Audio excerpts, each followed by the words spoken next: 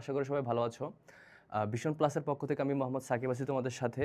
আজকে আমরা তোমাদের এইচএসসি ইংলিশ ফার্স্ট পেপারের খুব একটা ইম্পর্টেন্ট চ্যাপ্টার, খুব একটা ইম্পর্টেন্ট ইউনিট শুরু করবো আজকে আমরা, কারণ আমরা অলরেডি আমাদের একটা ইউনিট শেষ করে ফেলছি।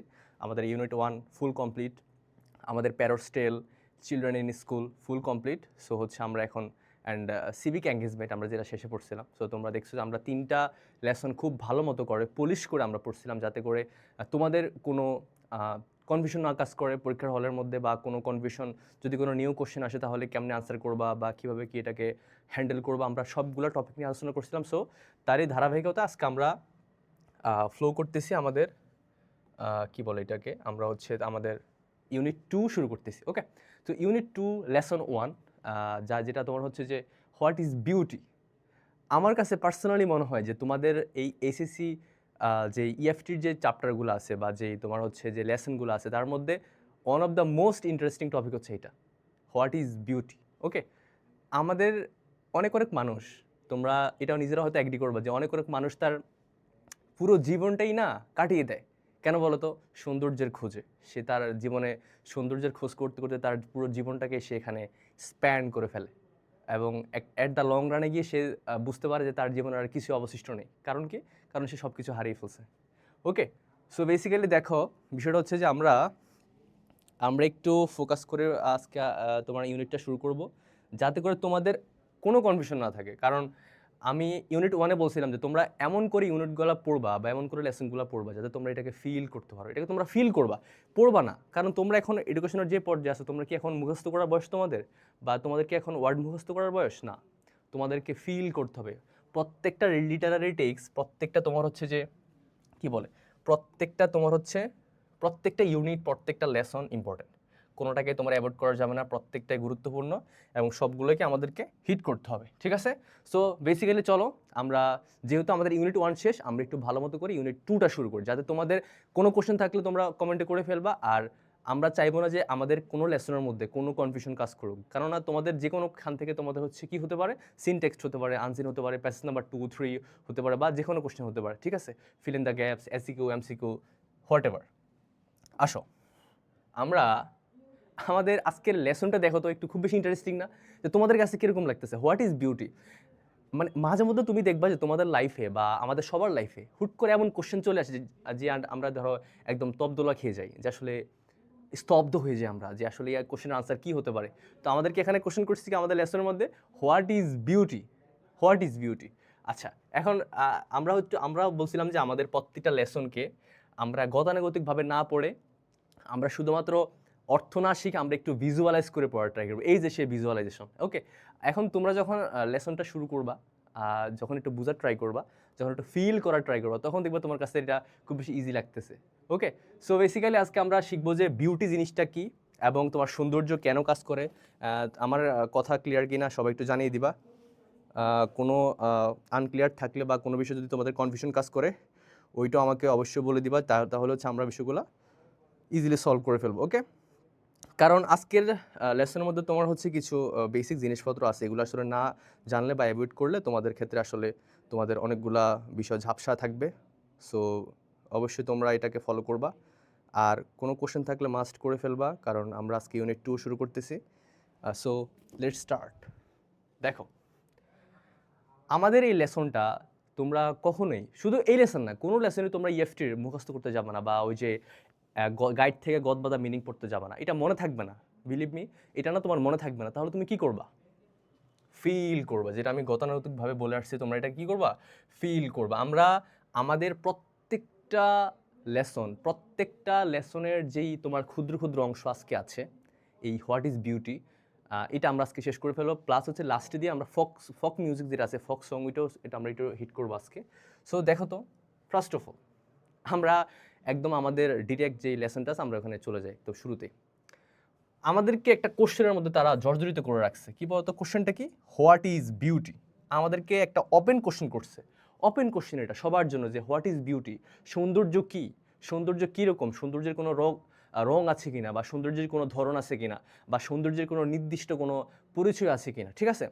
সো এই লেসনটা পড়তে পড়তে আজকে আমরা আমাদের এই কোশ্চেনগুলোর আনসার পেয়ে যাব এবং খুবই প্র্যাকটিক্যাল ওয়েতে এবং জগৎ বিখ্যাত কয়েকজন মানুষের বা দুজন মানুষের লেখনের মাধ্যমে আমরা আজকে সৌন্দর্যের যে একটা ডেফিনেশন বা সৌন্দর্যের যে একটা পরিচয় আমরা সেটা পেয়ে যাব। ওকে, তো তোমরা কি রেডি? আমরা ক্লাসটা শুরু করতে পারি। দেখো, আমরা একদম শুরুতে একটু হিট করি। দেখো, আমাদের প্রথম লাইনে দেখো, একটু লক্ষ্য করো, beauty is easy to appreciate but difficult to define. আমার কাছে মনে হয় যদি আমি পারতাম, যদি আমার দ্বারা পসিবল হতো, তাহলে আমি এই লাইনটাকে স্বর্ণাক্ষরে বেঁধে রাখতাম। স্বর্ণাক্ষরে কেন বলো তো? এই লাইনটা না তুমি বছরের পর বছর এক্সপ্লেন করলো, এই লাইনটার তোমার হচ্ছে এটার একজ্যাক্ট যেই মিনিংটা ওটা তুমি বের করতে পারবে না। দেখো কি লিখছে এখানের মধ্যে, এমন কি কথা আছে এখানের মধ্যে, দেখো তো। Beauty is easy to appreciate, beauty is easy to appreciate but difficult to define. খুব মনোযোগ, আমাদেরকে এখানে বলা হয়েছে যে সৌন্দর্যকে অ্যাপ্রিসিয়েট করা বা প্রশংসা করাটা খুব ইজি, বুঝছো না? সৌন্দর্যকে অ্যাপ্রিসিয়েট করাটা খুব সহজ। যে তুমি একটা জিনিস দেখছো, তুমি একটা প্যান দেখছো খুব সুন্দর, বলো যে হোয়াট আ নাইস প্যান, শেষ, তুমি ইজিতে অ্যাপ্রিসিয়েট করে ফেলছো না। But it is difficult to define. Define মানে কি বলো তো? ডিফাইন আসছে ডেফিনেশন থেকে। কই থেকে বলো তো? ডেফিনেশন থেকে। ডিফাইন মানে সংজ্ঞায়িত করা। তাহলে আমাদের এখানে বলা হয়েছে যে সৌন্দর্যকে প্রশংসা করা বা অ্যাপ্রিসিয়েট করা খুবই সহজ একটা কাজ। যে কেউ সৌন্দর্যের প্রশংসা করতে পারে, যে কত সুন্দর, কত মোলায়েম, কত দারুণ, কত অ্যামেজিং, এটা সবাই করতে পারে। Anyone can do this. But ডিফিকাল্টির জায়গাটা হচ্ছে যে আমাদেরকে যখন বলা হয় যে তুমি সৌন্দর্যের একটা সংজ্ঞা দাও বা সুন্দর জিনিসটা কি বা সৌন্দর্য আসলে কীরকম, তখনই আমরা আসলে হকচকিয়ে যাই। তখন আমরা তোমার হচ্ছে একটু ডিফিকাল্টের মধ্যে পড়ে যাই বা আমরা একটু প্রবলেমে পড়ে যাই, ঠিক আছে? কারণ আমাদের এখানে বলা হয়েছে যে সৌন্দর্যকে অ্যাপ্রিসিয়েট করাটা খুব সহজ একটা কাজ, বাট সৌন্দর্যকে সংজ্ঞায়িত করা বা যে সৌন্দর্য বলতে আসলে কি বোঝায় বা সৌন্দর্যের সংজ্ঞাটা কি, এইটা দেওয়াটা খুব বেশি একটা টাফ একটা টাস্ক। ওকে, দেখো এখানে তারপরে লক্ষ্য করো, এজ অর্থ এখানে হবে যখন। এজ অর্থ কি বলতো? যখন আমরা লুক তাকাই অ্যারাউন্ড চারপাশে।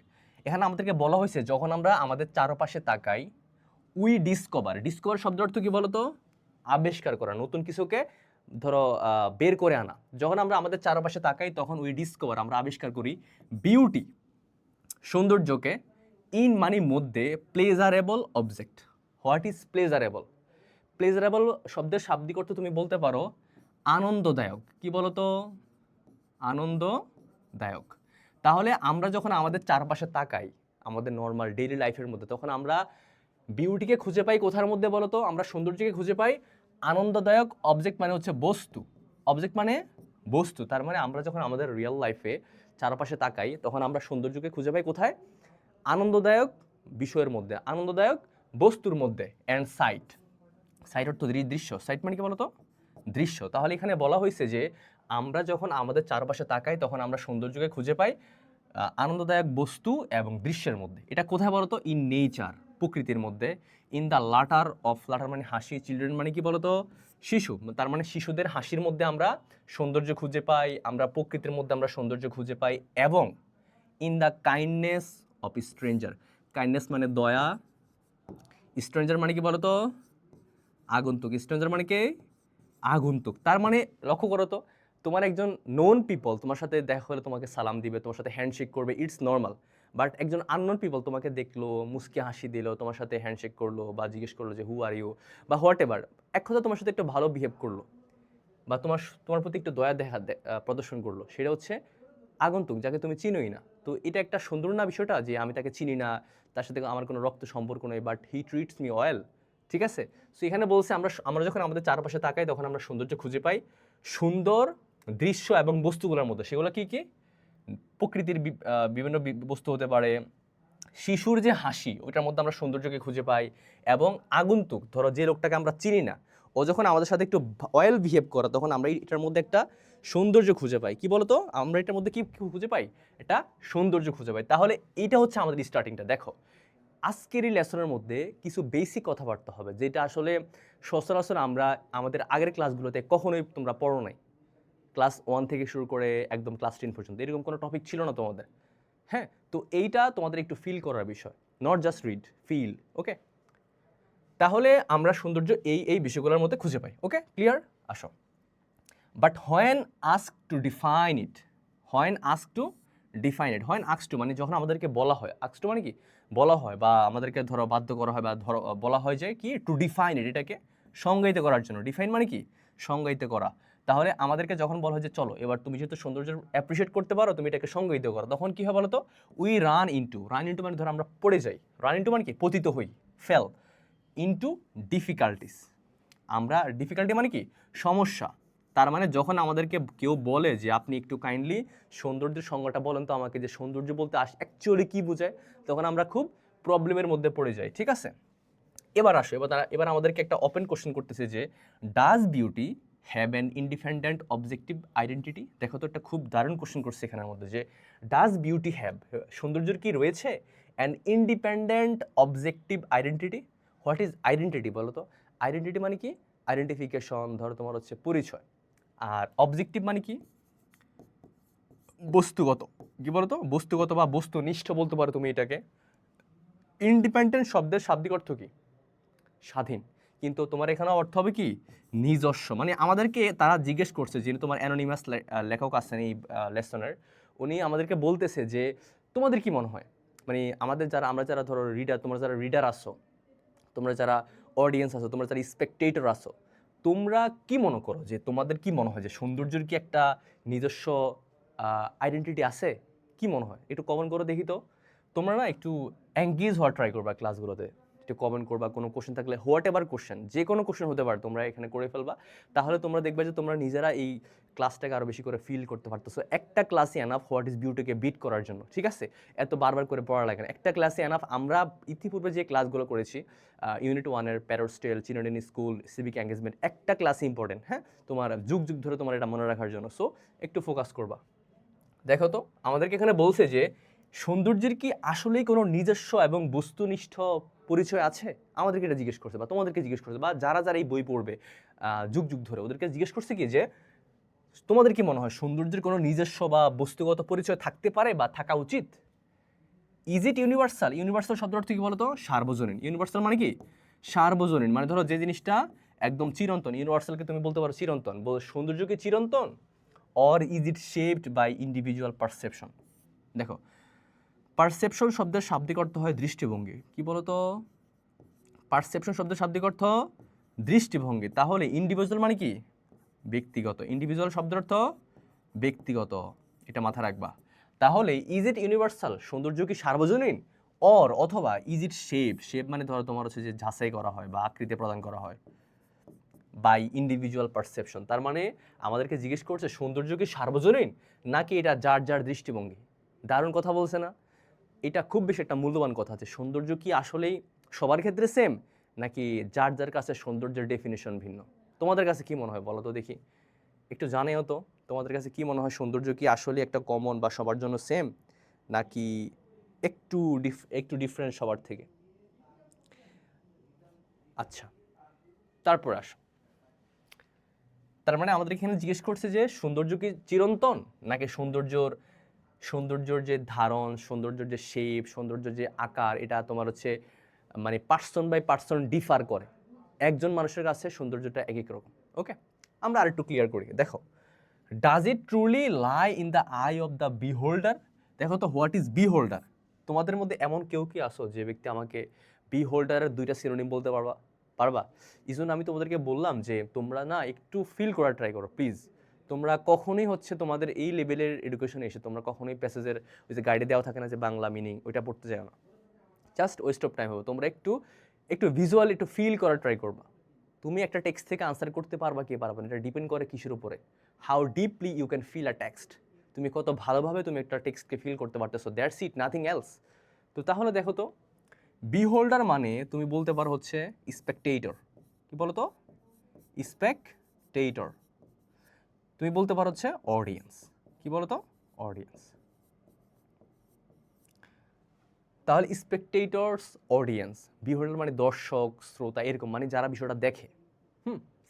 তাহলে does it truly lie in the I of the বিহোল্ডার বলছে, এটা কি শুধুমাত্র দর্শকের চোখেই থাকে? উই আস্ক আওয়ারসেলফ, আমরা নিজেদেরকে কোশ্চেন করতে পারি। এবার তোমাদের উপর বিষয়টা ছেড়ে দিছে যে তোমরা একটু জিজ্ঞেস করো তো, তোমরা নিজেদের একটু আস্ক করো তো যে সৌন্দর্য কি যে দেখে তার চোখেই থাকে, নাকি সৌন্দর্য একটা সার্বজনীন বিষয়, বা নাকি একজন লোকের কাছে সৌন্দর্য কি একরকম, নাকি সবার কাছে বিউটিটা সেম জিনিস, সেম মনে হয় নাকি ডিফারেন্ট মনে হয় বলো তো? অবশ্যই সেম না। আচ্ছা, থ্রু আউট হিস্টোরি, দেখো থ্রু আউট মানে মধ্যে, থ্রু আউট মানে কি মধ্যে বা মধ্য দিয়ে, থ্রু আউট হিস্টোরি ইতিহাসের মধ্যে, পয়েটস মানে কবিগণ, আর্টিস্ট মানে শিল্পগণ, poets and artist have describe শব্দের শাব্দিক অর্থ কি বলতো? তুমি এটাকে সিনোনিম বলতে পারো এলাবোরেট। কি বলতো? এলাবোরেটেড হবে আর কি। তাহলে এখানে বলছে যে ইতিহাসের মধ্যে কবিগণ এবং শিল্পীগণ হ্যাভ ডেসক্রাইব বিউটি, তারা সৌন্দর্যকে বর্ণনা করেছেন, ডেসক্রাইব করেছেন ইন ডিফারেন্ট ওয়েস। বুঝছো তো? তোমরা যারা ইতিপূর্বে ক্লাস মাধ্যমিকে বিভিন্ন কবিতা পড়ছো, তোমরা দেখবে যে কবিরা কবিতার মধ্যে না একটা জিনিসকে খুব ভালো মতো, এটাকে কি বলতে পারে, যে ধরো একটু ভালো মতো ট্রিট করতে পারে। একটা সিম্পল এক্সাম্পলকেও, বা ধরো একটা সিম্পল ন্যাচারাল অবজেক্টকে তারা হচ্ছে খুব বেশি ভালো করে এটাকে একটু হাইপে নিয়ে যেতে পারে, একটু ভালো করে ডেসক্রিপশন করতে পারে, যেটা আমরা নর্মাল পিপলরা পারি না। তুমি একটা সিন দেখছো, যে ধরো তুমি শুয়ে আছো, তোমার জানালাটা খোলা, তোমার পাশে একটা নদী, ওই নদীর পাশে একটা গাছ, ওখানের মধ্যে তোমার হচ্ছে যে পাতাগুলা উঠতেছে বাতাসের মধ্যে, তোমার কাছে এটা just simple beautiful natural view মনে হবে, নাথিং এলস। আরেকজন কবির কাছে দ্য রেস্ট ইজ হিস্টোরি। ওকে, তো একজন কবিদের কাছে তোমার হচ্ছে বিষয়গুলো তারা খুব খুঁটিয়ে দেখে, বা তারা খুব বেশি থিঙ্ক করে, বা তাদের মধ্যে ওরকম সৃষ্টিকর্তা ওরকম একটা কোয়ালিটি দিয়ে রেখেছেন যাতে তারা তোমার প্রত্যেকটা বিষয়কে খুব ভালো মতো করে এক্সপ্লেইন করতে পারে, বা ধরো এলাবোরেট করতে পারে। ওকে, তো এখানে বলা হয়েছে কি যে ইতিহাসের মধ্যে কবিগণ এবং শিল্পীগণ সৌন্দর্যকে ব্যাখ্যা করেছেন ভিন্ন ভিন্ন উপায়ে। ওকে, পয়েন্টস দেখো, কবিগণ make use of words to paint image of beauty. দেখো লক্ষ্য করো, কবিরা মেক ইউজ অফ ওয়ার্ডস, কবিরা শব্দের ব্যবহার করেছেন, টু পেইন্ট মানে আঁকতে, টু পেইন্ট মানে কি আমরা পড়ছিলাম যে 2+V1 যখন হবে তখন এটা তার একটা কি বোঝাবে, একটা মোটিভ বোঝাবে, একটা মোটিভ অফ এ টাস্ক বোঝাবে। তার মানে কবিগণ শব্দের ব্যবহার করেছেন কি করতে, কি আঁকতে, ইমেজেস ছবি, কার ছবি, বিউটি। তার মানে কবিগণ শব্দের মাধ্যমে যুগের পর যুগ ধরে সৌন্দর্যের ছবি এঁকে গেছেন, শব্দের মাধ্যমে মানে কবিতার লাইনের মাধ্যমে। হোয়াইল অর্থ যখন, আর্টিস্ট শিল্পীরা ক্রিয়েট রিপ্রেজেন্টেশন শব্দের অর্থ তোমার হচ্ছে ধরো যে অবমূর্তি, কি বলতো, অবমূর্তি, বা ধরো একটা ডিজাইন, একটা ধরো আকৃতি, বা ধরো একটা ডিজাইন বলতে পারো, তুমি এটাকে ড্রয়িং বলতে পারো। তার মানে শিল্পীরা তৈরি করেছেন অবমূর্তি বা ধরো একটা ডিজাইন অফ বিউটি, সৌন্দর্যের, using their creative faculties. Creative মানে কি সৃজনশীল, তোমরা জানো। ফ্যাকাল্টিস মানে কি দক্ষতা, দক্ষতা। তার মানে কবিরা শব্দ দিয়ে তোমার হচ্ছে সৌন্দর্যের ছবি আঁকছেন, আর শিল্পীরা তোমার হচ্ছে তাদের সৃজনশীল দক্ষতাকে কাজে লাগিয়ে সৌন্দর্যের বা বিউটির একটা অবমূর্তি তৈরি করেছেন, একটা মূর্তি তৈরি করেছেন। তারা একটা ভালো ছবি আঁকতেন বা একটা ভালো ড্রয়িং করতেন, আর কবিরা কি করতেন, তারা কিন্তু কোনো ছবি আঁকতেন না, তারা ওই ছবিটাকেই ছবির মতো করে ডেসক্রাইব করতেন। আমরা পড়ছিলাম না ইমাজেরি, সরি, যে তুমি যখন একটা লাইন পড়বা, ওই লাইন পড়ার সময় যখন তোমার ওই লাইনের বর্ণনার যে চিত্রটা, ওটা যখন তোমার মাথায় বেশি উঠবে, তখন এটা হচ্ছে ইমাজেরি। এটাকে একটা লিটারারি ডিভাইস বলা হয়। সো আমরা আলোচনা করছিলাম চিলড্রেন ইন স্কুলের মধ্যে, আমরা এটাকে আলোচনা করছিলাম প্যারট স্টেলের মধ্যে। ওকে, তারপরে দেখো, তাহলে আমরা সামনে আগে দেখো, হেয়ার আর 2 poems, এখানে 2টা কবিতা দেওয়া আছে, দ্যাট এক্সপ্লোর, যেটা ব্যাখ্যা করে দ্য থিম অফ বিউটি, যেটা সৌন্দর্যের কি ব্যাখ্যা করে বলো তো, থিম মানে কি মূল কথা। তার মানে এখানে 2টা কবিতা দেওয়া আছে যেগুলো পড়লে আমরা সৌন্দর্যের থিমকে বুঝতে পারবো। হোয়াইল অর্থ যখন, Lord Byron 1788 to 1824 finds perfect beauty in a woman he idealise মানে কি বলো তো, ধরো যে আদর্শ। তার মানে লর্ড বাইরন একজন ইংল্যান্ডের একজন কবি, যিনি ছিলেন তোমার খুব বেশি র্যাবেল পয়েট, বিদ্রোহী কবিতা লিখতেন, বা তিনি তো একটু রোমান্টিকও ছিলেন। তো তিনি কি করতেন বলতো, তিনি সৌন্দর্যকে খুঁজে পাইছিলেন কোথায় বলতো, এমন একজন মহিলার মধ্যে যিনি খুব আদর্শ মহিলা ছিলেন তার কাছে, মানে তার কাছে ওই মহিলা ছিলেন একটা সৌন্দর্যের মূর্ত প্রতীক। এমিলি ডিকিনসন একজন American poet. Emily Dickinson assert মানে কর্তৃত্ব দেখানো, অ্যাসার্ট শব্দের শাব্দিক অর্থ কি, কর্তৃত্ব দেখানো, কিন্তু এখানে তোমার হবে যে এমফ্যাসিস। এখানে কি হবে, মানে তোমাদের এখানে একটু কনটেক্সটটা বুঝতে হবে যে আমরা তোমার জানি যে নর্মালি তোমরা এটা অনেকেই জানো যে একটা ওয়ার্ড, একটা সিঙ্গেল ওয়ার্ড, ইংলিশ ওয়ার্ড তোমার কনটেক্সটের উপর ডিপেন্ড করে 7 বা 8টা মিনিং ধারণ করতে পারে এট এ টাইম। সো এখানে অ্যাসার্ট মানে কর্তৃত্ব দেখানো, বাট এখানে হবে এম্পাসাইজ। তাহলে এমিলি ডিকিনসন নামে যে কবি ছিলেন, তো ইনি কি করছেন, জোর দিচ্ছেন কিসের মধ্যে, that beauty is inseparable. What is inseparable বলো তো? ইনসেপারেবলকে তুমি বলতে পারো অবিচ্ছেদ্য। কি বলতো? অবিচ্ছেদ্য, মানে ধরো যেটাকে ধরো বিচ্ছেদ করা যায় না, সেটাকে বলে কি ইনসেপারেবল। সেপারেট অর্থ বিচ্ছেদ না, সেপারেশন বিচ্ছেদ, আর ইনসেপারেবল মানে অবিচ্ছেদ্য। তাহলে সৌন্দর্য হচ্ছে অবিচ্ছেদ্য ফ্রম ট্রুথ। এটা তো গুরুত্বপূর্ণ একটা কথা, জানো, এটা খুবই একটা ওয়ার্ল্ড ফেমাস কথা যে উনি যে একটা লাইন কম্পোজ করেছেন, এটা আমরা পড়ব একটু পরে। দেখো উনি বলছেন যে, উনি এটা দেখাইছেন যে সৌন্দর্যকে কখনো সত্য থেকে আলাদা করা যায় না। যাহাই সত্য তাহাই সত্যি, যাহাই সত্য তাহাই সুন্দর, যাহাই সুন্দর তাহাই সত্যি। Read the poems and complete the activities that follow. আচ্ছা, আমাদেরকে বলছে কবিতাগুলোকে একটু ভালো করে পড়ার জন্য, বুঝছো? একটু ফোকাস করো তো, দেখো এখানে কি বলছে। What is beauty?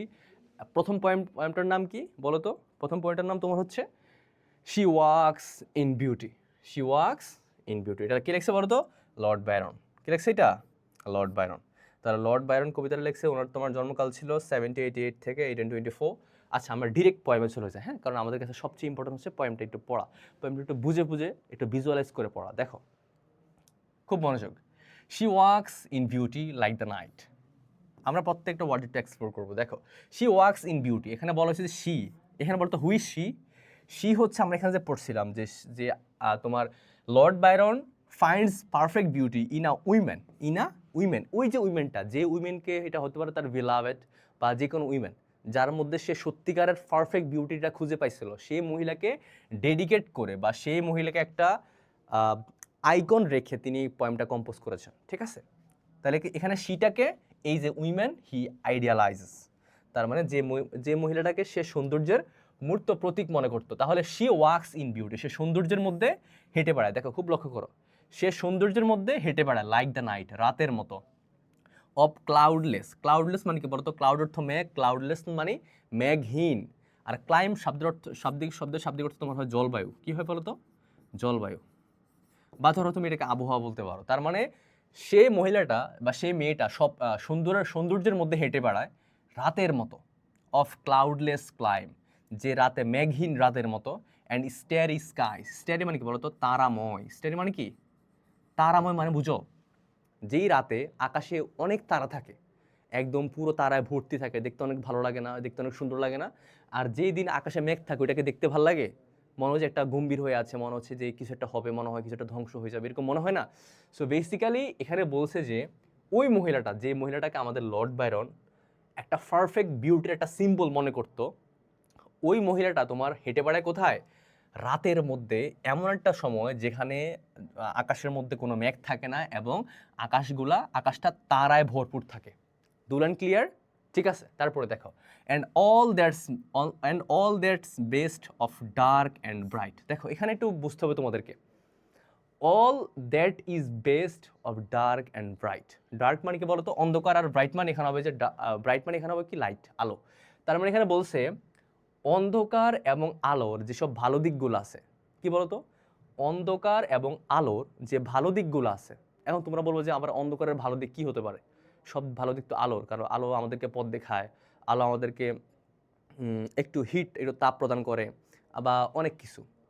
কিন্তু একটু লং রানে চিন্তা করলে দেখবা যে ডার্ক বা অন্ধকারের কিছু তোমার কোয়ালিটি আছে। কীরকম বলো তো? আলো যতই সুন্দর হোক না কেন, যতই পারফেক্ট হোক না কেন, তুমি কিন্তু কখনো চাইলে আলোর মধ্যে ঘুমাতে পারবে না। এটা বেসিক্যালি হয় না, এবং সাইন্টিফিক্যালি আলোর মধ্যে ঘুমানো একটা নিষেধ একটা কাজ, কারণ এটা তোমার অনেক রকম রোগের উদ্রেককারী। সো বেসিক্যালি আমরা দেখলাম যে এখানের মধ্যে কবি বলছেন যে আলো এবং অন্ধকারের যত ভালো দিকগুলো আছে, আমরা খারাপ দিকের দিকে যাব না, আলোরও কিছু খারাপ দিক আছে, অন্ধকারের কিছু খারাপ দিক আছে, এটা আমরা জানি। সো বেসিক্যালি কবি এখানে বলছেন কি, না, আমরা আলো এবং অন্ধকারের যে ভালো দিকগুলো আছে আমরা ওগুলোর মধ্যে ফোকাস করব। দেখো ওগুলা কি বলতো? মিট ইন হার আসপেক্ট মানে তোমার ধরো ফেস, এখানে কি বলতো? চেহারা। আসপেক্ট মানে কি? চেহারা। তুমি এটাকে ফেস বলতে পারো। তার মানে আলো এবং অন্ধকারের যত ভালো দিকগুলো আছে সবগুলা এসে একত্র হয়েছে কোথায় বলো তো? ইন হার আসপেক্ট, তার চেহারার মধ্যে, অ্যান্ড হার আইস। তার মানে আমাদের লর্ড বায়রন বলতেছে যে আলো এবং সৌন্দর্যের যত ভালো ভালো দিকগুলো আছে সবগুলো এসে জন্ম হয়েছে কোথায়? তার এই যে বিলাভেড বা তার এই যে আইডিয়াল উইমেনের চেহারা এবং চোখের মধ্যে। দাস এইভাবে মেলো মানে কি বলো তো, যে ধরো হারিয়ে যাওয়া বা ধরো গলে যাওয়া, হারিয়ে যাওয়া বা গলে যাওয়া। Thus mellow to their tender light. দেখো টেন্ডার মানে কি বলতো? কোমল। What is tender? টেন্ডার অর্থ কোমল, লাইট অর্থ আলো। তার মানে এই যে দেখো অন্ধকার এবং আলোর সব ভালো দিকগুলো তার চেহারার মধ্যে আসার পরে তার চেহারার মধ্যে এক ধরনের কোমল আলোর তৈরি, একদম কোমল আলোর সৃষ্টি হয়েছে। কি হয়েছে বলতো? সৃষ্টি হয়েছে। হুইস, এখানে হুইস মানে কোনটা বলতো? এই যে কোমল আলোটা, হিভেন টু গডি ডে ডিনাইস। গডি মানে তোমার হচ্ছে ধরো যে রৌদ্রোজ্জ্বল। গডি মানে কি? তুমি এটাকে শাইনি বলতে পারো। What is gaudy? শাইনি। তাহলে এখানে বলছে যে যে তার বিলাভেডের চেহারার মধ্যে যখন আলো এবং অন্ধকারের সবগুলো বিষয় যখন আসে তার চেহারার মধ্যে, তখন তার চেহারার মধ্যে একটা কোমল আলোর সৃষ্টি হয়। ওইটা এমন আলো হুইস হিভেন মানে স্বর্গ টু গডি ডে ডিনাইস। এখানে বলছি কি বুঝছো তো? বুঝো নাই? গডি মানে শাইনি, ডিনাই মানে অস্বীকার করা বা ধরো দিতে না চাওয়া, এটাকে অস্বীকার করা বলে। বা এখানে কি হবে? ডিনাই মানে কি? না দেওয়া বা ধরো কি বলে এটাকে, ধরো বঞ্চিত করা। তার মানে আলো এবং অন্ধকারের সবগুলা ভালো দিক যখন ওর মেয়েটার মুখে চলে আসে, প্রতিফলিত হয়, তখন এমন একটা কোমল আলোর সৃষ্টি হয় যে কোমল আলোটা স্বর্গ দিনের বেলায় বা সবচেয়ে শাইনি ডেতেও প্রদান করে না। বুঝছো তো? তার মানে উনি আলো এবং শাইন যে বিষয়টা আছে, আমাদের দিনের বেলা আমরা দেখি যে কি সুন্দর শাইন করে বাইরে, বা সকালে কি সুন্দর মর্নিং সান কি সুন্দর শাইন করে না? তো উনি বলছে যে যখন আলো এবং অন্ধকারের সবগুলা ভালো দিক ওই মহিলার চেহারার মধ্যে চলে আসে, তখন সেটা এমন এক টেন্ডার মানে কোমল আলোর সৃষ্টি করে, যেটা তোমার হচ্ছে স্বর্গ কখনো কোনো রৌদ্রোজ্জ্বল ডেতে প্রদান করতে পারে না। দেখো তারপর লক্ষ্য করো, one shade the more one ray the less. দেখো শেড শব্দের শাব্দিক অর্থ কি বলতো? শেড শব্দের শাব্দিক অর্থ তোমার হচ্ছে কি বলতো জানো? শেড শব্দের শাব্দিক অর্থ ছায়া, শ্যাডো থেকে আসছে এটা, হ্যাঁ। আর রে লেস তোমার হচ্ছে যে ওয়ান রে, রে অর্থ কি বলতো? আলোক রশ্মি। আলোক রশ্মি বা ধরো আলোর যে রশ্মিগুলো থাকে। তার মানে এখানে বলা হয়েছে যে একটু বেশি ছায়া, ওয়ান শেড দ্য মোর, একটু বেশি ছায়া, ওয়ান রে দ্য লেস, একটু কম আলো। ঠিক আছে? এখানে কি বলছে যে একটু বেশি ছায়া এবং একটু কম আলো, হেড হাফ ইম্পেয়ার্ড মানে তোমার ধরো ধ্বংস করে দেওয়া। What is impaired? ধ্বংস করা বা ধরো নষ্ট করা। তার মানে one shade the more one ray the less, had half impaired the nameless grace. Nameless মানে কি? নামহীন। এখানে গ্রেস মানে কি? দেখো তো, গ্রেস মানে এমনিতে অনুগ্রহ হয়, বাট এখানে গ্রেস মানে কি হবে জানো? এখানে গ্রেস মানে হবে, এখানে here grace symbolises beauty. Here grace symbolises বা ইন্ডিকেটস বিউটি। তার মানে যদি একটু আলো কম হয় এবং একটু ছায়া বেশি হয়, তার মাধ্যমে তোমার হচ্ছে ওই মহিলাটার বা ওই মেয়েটার সৌন্দর্যের অর্ধেক নষ্ট হয়ে যায়, তার নামহীন যে সৌন্দর্য। তার মানে তুমি দেখবা যে আমাদের চারপাশে এমন এমন জিনিস থাকে যেগুলোকে আমরা আসলে নেমিং করতে পারি না, নেম করতে পারি না, এরকম দারুণ বিষয় থাকে। তার মানে উনি যেভাবে মহিলাটাকে আইডিয়ালাইজ করতেছে, তার বিউটিকে এত সুন্দরভাবে তিনি ডেসক্রাইব করতেছে, সো দ্যাটস ওয়াই তিনি বলছেন যে যদি তার চেহারার মধ্যে একটু আলো কম বা একটু আলো বেশি হয়, তাহলে কিন্তু তার সৌন্দর্যটা অর্ধেকই নষ্ট হয়ে যায়। ঠিক আছে? তারপরে দেখো, okay, which waves in every raven tress. এখানে দেখো রেভেন ট্রিস মানে হেয়ার, কি বলতো? এখানে রেভেন ট্রিস দ্বারা কি বুঝেছে? হেয়ার। হুইস ওয়েভ, ওয়েভ মানে ঢেউ, ইন এভরি রেভেন ট্রিস। তার মানে এই যে আলোটা তৈরি হয়েছে না তার চেহারার মধ্যে, এইটা যেন তার চুলের মধ্যে ঢেউ খেলে যায়। ওয়েভ মানে ঢেউ না, আর রেভেন ট্রিস মানে হেয়ার। তার মানে এখানে উনি বলছে যে যে আলোটা তার চেহারার মধ্যে তৈরি হয়েছে, ওই আলোটা তার চুলের মধ্যে ঢেউ খেলে যায়। কি কি খেলে যায় বলো তো? ঢেউ খেলে যায়, হ্যাঁ। অর সফটলি, সফটলি অর্থ কি? কোমলভাবে। লাইটেন্স, লাইটেন্স মানে কি? আলোকিত করে। ওভার, এখানে দেখো তো একটা ইনভার্টেড কমা দেওয়া আছে, ওভার, এটা তোমার কি হবে? মূল ওয়ার্ডটা কি ছিল? ওভার। তার মানে or softly লাইটেন্স over her face. লক্ষ্য করো, এখানে বলছে যে হয়তো ওই আলোটা তার চুলের মধ্যে ঢেউ খেলে যায়, মানুষের বাতাসে মানুষের চুল উড়ে না, তখন দেখবে যে এটা দোল খেয়ে যায়। অথবা ওই আলোটা কি করে? সফটলি লাইটেন্স ওভার হার ফেস, অথবা ওই আলোটা তার চেহারার মধ্যে কোমলভাবে কি হয়? আলোকিত করে। বুঝো নাই? তার মানে সৌন্দর্যের কারণে ওই মানুষটার চেহারার মধ্যে যে একটা গ্লো তৈরি হয়, সেই গ্লোটা মনে হয় তার হয়তো তার চুলের মধ্যে ছড়িয়ে পড়ে অথবা তার মুখের মধ্যে ছড়িয়ে পড়ে ওভার হার ফেস। হোয়ার থটস সিরিনলি সুইট এক্সপ্রেসেস, দেখো হোয়ার অর্থ যেখানে বা যেথায়, থটস মানে চিন্তা, সিরিনলি অর্থ শান্ত, সুইট এক্সপ্রেস তার মানে যেখানে চিন্তাগুলা খুব বেশি শান্ত এবং মিষ্ট। How pure, how dear their dwelling place, দেখো এখানে বলছি কি তোমরা একটু লক্ষ্য করো দুই লাইনের মধ্যে যে যেখানে চিন্তাগুলা খুব বেশি শান্ত এবং মিষ্ট। হাউ পিওর কতটাই না পবিত্র, হাউ ডিয়ার কতটাই না প্রিয়, দেয়ার ডুয়েলিং প্লেস, ডুয়েলিং মানে কি বলো তো বসবাসের স্থান। দেখো তো আমাদের চিন্তা ভাবনা বেসিক্যালি কোথায় বাস করে, আমাদের মনে বাস করে না। তার মানে এখানে কবি বলছে যে ওর ওর বিলাভেডের যেই মন আছে, যেখান থেকে সে তার চিন্তাগুলা বা তার ভাবনাগুলোকে, তার ফিলিংগুলোকে সে অর্গানাইজ করে বা ধরো ক্রিয়েট করে বা জেনারেট করে, তার মনটা কত সুন্দর, বুঝছো তো যে তার বিলাভেডের মনটা কতই না সুন্দর।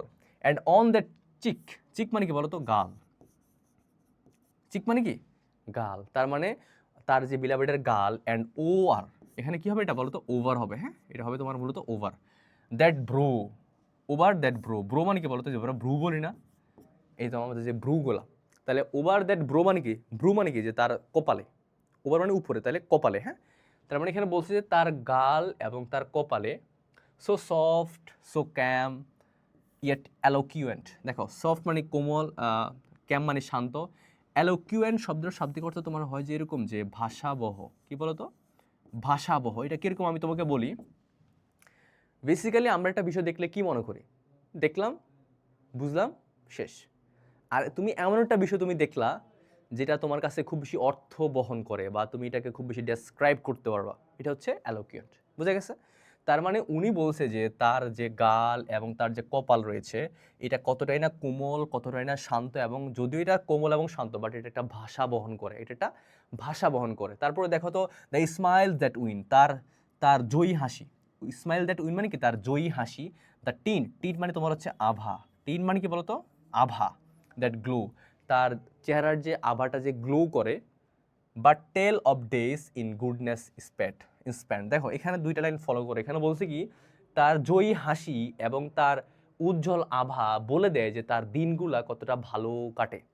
ইটস স্প্যান্ড মানে কি কাটা, আর গুডনেস মানে কি ভালো। তার মানে এখানে বলা হয়েছে যে তার জয়ী হাসি এবং তার উজ্জ্বল আভাই বলে দেয় যে ওই মেয়েটার বা ওই তার বিলাভেডের দিনগুলো কত ভালোভাবে কাটে, ঠিক আছে।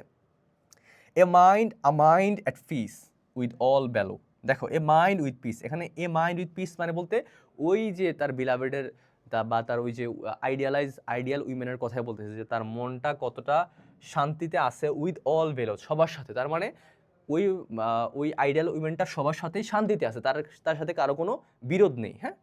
আ heart whose love is innocent, তার মানে এমন একটা হৃদয় যার অন্তরটা খুবই নিষ্পাপ। তাহলে দেখো তো একদম শুরু থেকে, আমাদের একদম শুরু থেকে একদম এই পর্যন্ত তোমরা দেখবা যে মূলত মূলত কি করছে বলো তো, মূলত এখানে দুইটা জিনিস নিয়ে আলোচনা করছে। প্রথমত ওই তার আইডিয়াল উইমেনের বাহ্যিক সৌন্দর্য এবং ভিতরগত সৌন্দর্য, যে তার ভালোবাসা কত সুন্দর, তার ভালোবাসা কত নিষ্পাপ, এবং তার মন যেখান থেকে তার ফিলিংগুলো আসে, যেখান থেকে তার থটসগুলো আসে, সেগুলো কতটা নিষ্পাপ, বুঝছো।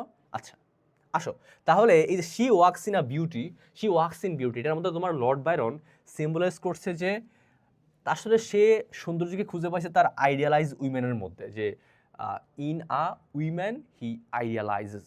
তার মানে লর্ড বাইরন তার জীবনের সৌন্দর্য খুঁজে পাইছিল কোথায়, কোথায় বলো তো, এমন একটা বিষয়ের মধ্যে যেটা ছিল তার হয়তো বিলাভেড বা তার কোনো আইডিয়াল উইমেন, যে উইমেনের সৌন্দর্যের মধ্যে সে তার আসল সৌন্দর্যকে খুঁজে পাইছিল, ঠিক আছে। এবং the definition of beauty lies here according to Lord Byron. এবার আসো আমরা আরেকটা পয়েমে চলে যাই, আমাদের সেকেন্ড পয়েমটা তোমার হচ্ছে কাকে নিয়ে, I died for beauty, I died for beauty, এটা তোমার হচ্ছে তার এমিলি ডিকিনসনের কোনো একজ্যাক্ট ছবি তোমার হচ্ছে রিট্রিভ করা যায় না, পাওয়া যায় না, ওনার খুবই কম ছবি পাওয়া যায়, এই জন্য তোমার ছবিটি একটু ব্লার। সো উনি হচ্ছে বেসিক্যালি একজন মেয়ে, এমিলি ডিকিনসন, এই নামটা দেখে তোমরা আবার ছেলে মনে করো না।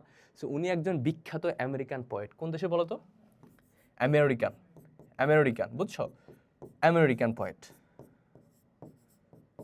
পোয়েট। আচ্ছা তো এমিলি ডিকিনসন, আমরা তো লর্ড বাইরনকে পড়লাম যে লর্ড বাইরন তার সৌন্দর্যকে খুঁজে পাইছিল কোথায়? একটা তার বিলাভেডের সৌন্দর্যের মধ্যে।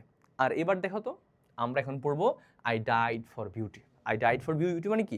আমি সৌন্দর্যের জন্য মারা গিয়েছিলাম বা মৃত্যুবরণ করছিলাম। দেখো দেখো এমিলি ডিকিনসন বলতেছে যে আই ডাইড ফর বিউটি, আমি সৌন্দর্যের জন্য মারা গিয়েছিলাম, but was scratch adjusted in the Tom. Tom মানে কবর, টম মানে কি বলতো? কবর, বা তুমি এটাকে সমাধি বলতে পারো, সমাধি বলতে পারো, হ্যাঁ, বা তুমি এটাকে গ্রেভ বলতে পারো, GRAVE। অ্যাডজাস্ট মানে কি বলতো? ধরো যে ঠিকমতো আমি অনেক সময় বলা হয় না যে মানুষ হচ্ছে কবর দেওয়ার পরে মানুষকে যখন তার মধ্যে রুহটা ফিরিয়ে দেওয়া হয় তখন সে উঠে বসে না। এখানে কবি বলছে যে আমি সৌন্দর্যের জন্য মারা গিয়েছিলাম, আমি বিউটির জন্য মারা গিয়েছিলাম, বাট ওয়াজ স্ক্র্যাচ মানে ধরো একদম কমই, হ্যাঁ কমই, অ্যাডজাস্টেড ইন দ্য টম মানে ধরো এখানে তিনি বলছে যে আমি সৌন্দর্যের জন্য মারা গিয়েছিলাম, কিন্তু ওখানে ঠিকমতো স্থির হয়ে ওঠার আগেই when one who died for truth. দেখো ওয়ান এমন একজন লোক হু ডাইড, যে মারা গিয়েছিল ফর ট্রুথ, সত্যের জন্য। তার মানে কবি মারা গিয়েছিলেন কিসের জন্য? সৌন্দর্যের জন্য।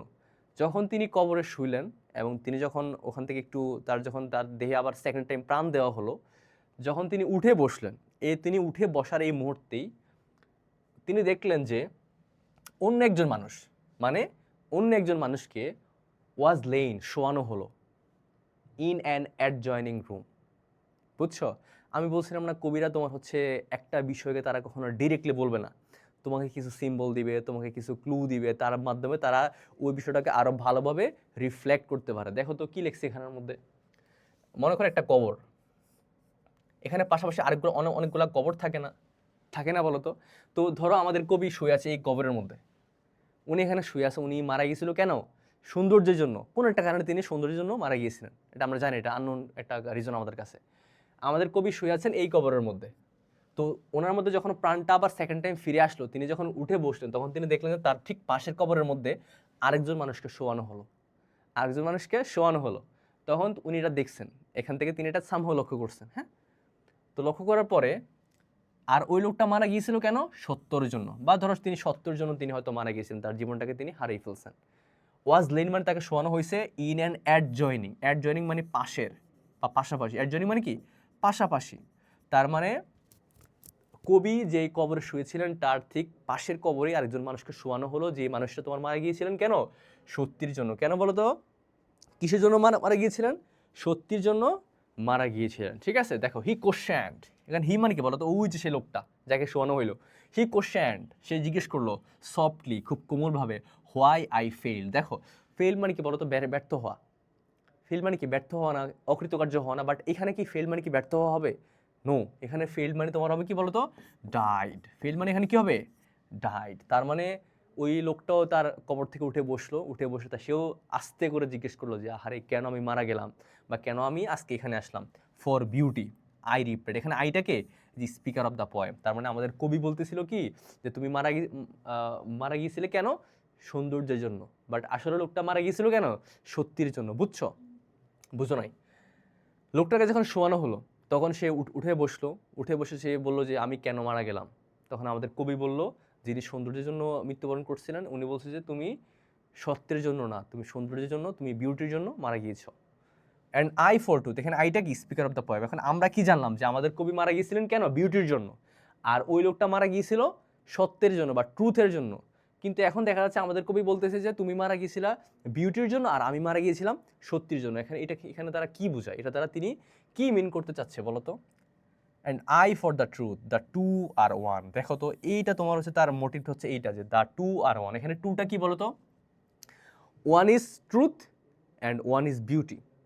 আমাদের কবি মশাই বা কবি যিনি রয়েছেন এমিলি ডিকিনসন, উনি এই 7 লাইনের মধ্যে, এই 7টা লাইনের মধ্যে তিনি আসলে আমাদেরকে একটা মেসেজ থ্রো করার ট্রাই করতেছেন যে সত্যি এবং সৌন্দর্য, কি বলতো?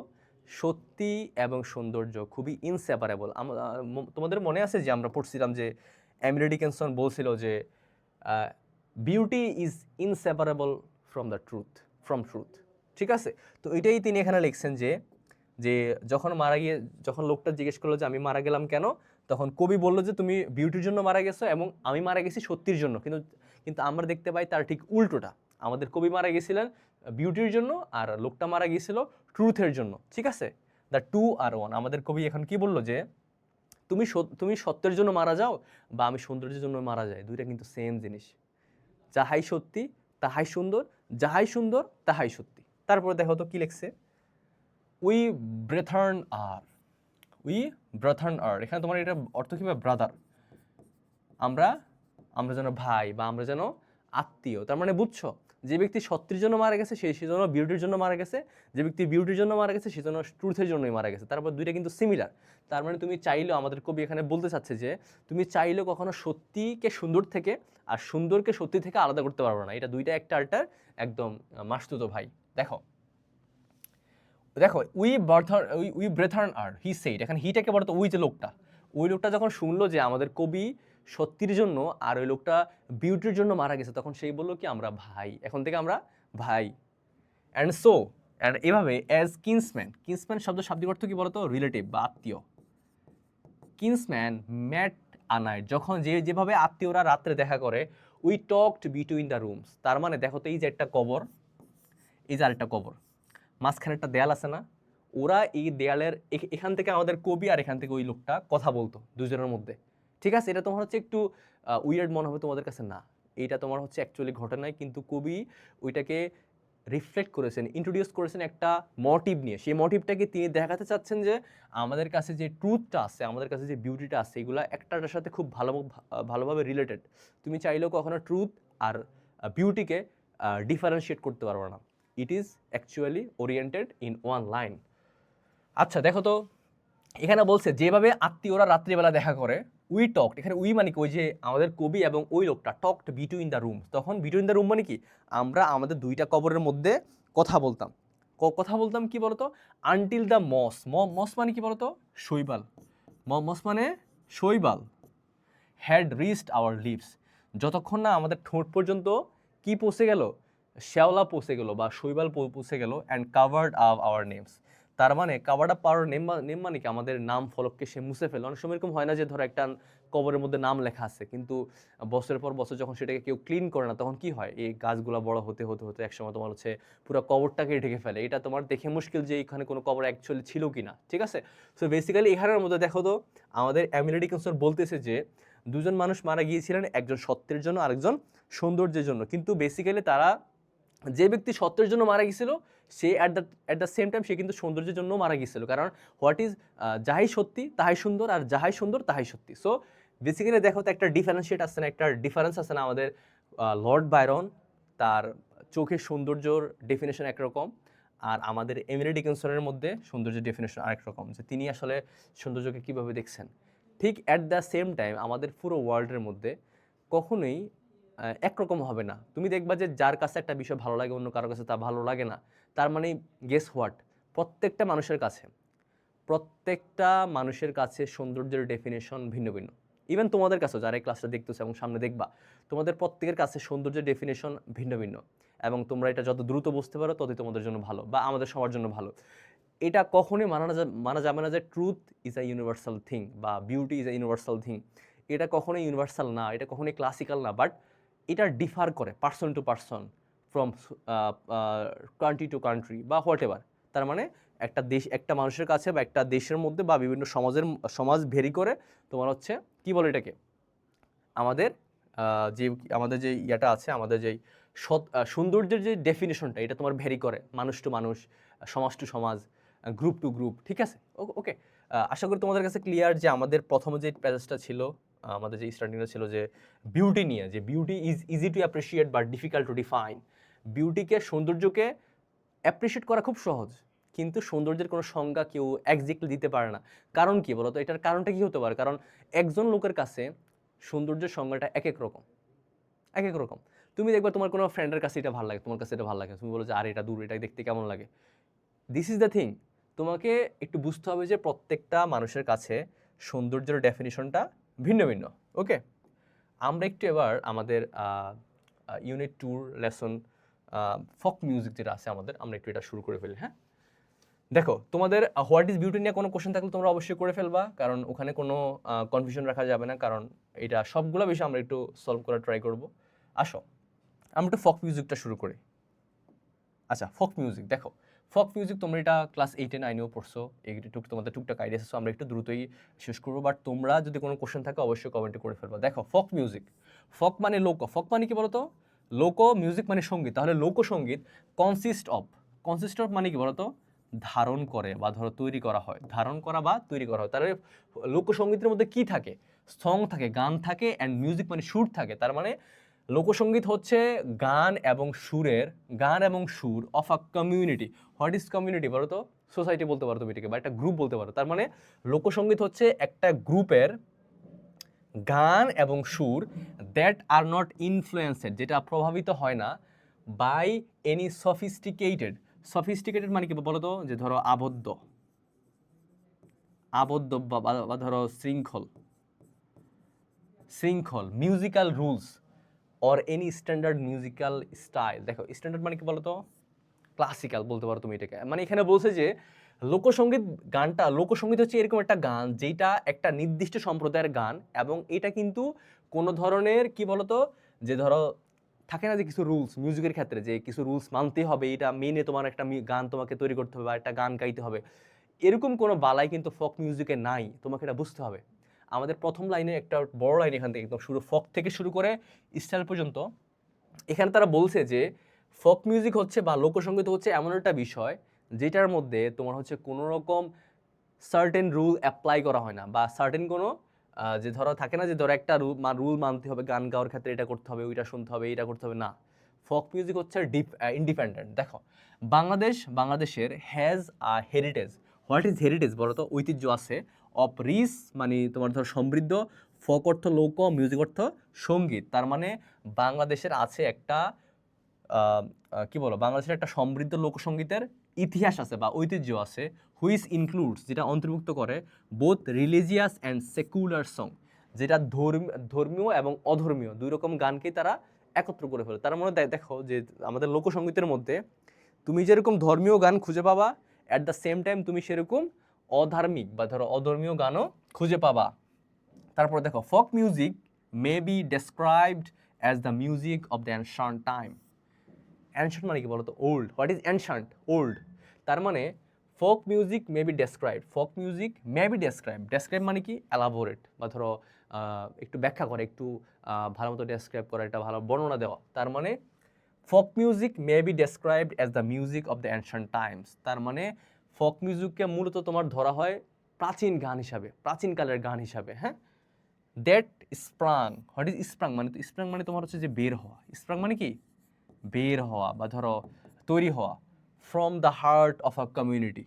কমিউনিটি মানে কি গোত্র বা একটা গ্রুপ।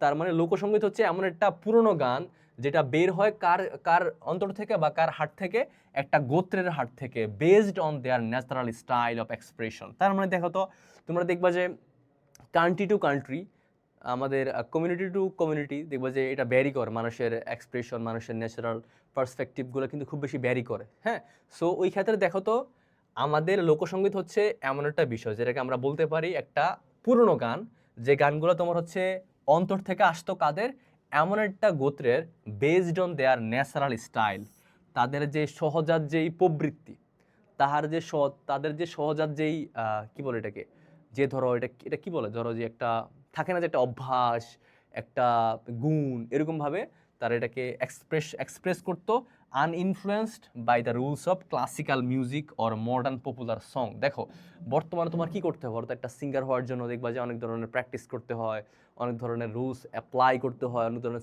রুলস তোমার অবেই করতে হয়। সো ফক সং এগুলার কোনো ধার ধারে না, ফক সং এগুলার কোনো ধার ধারে না। দেখো কি লিখছে, আনইনফ্লুয়েন্স মানে এগুলো তোমার ফক সঙ্গের মধ্যে কোনো প্রভাব পড়ে না। কার বলো তো?